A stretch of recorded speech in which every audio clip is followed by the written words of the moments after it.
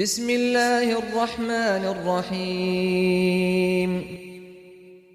تبارك الذي بيده الملك وهو على كل شيء قدير الذي خلق الموت والحياة ليبلوكم أيكم أحسن عملا وهو العزيز الغفور الذي خلق 7 سماوات طباقا ما ترى في خلق الرحمن من تفاوت فارجع البصر هل ترى من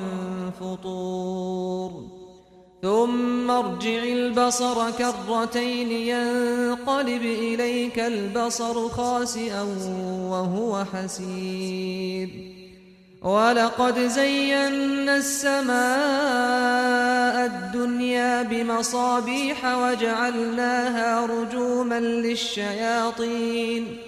وأعتدنا لهم عذاب السعير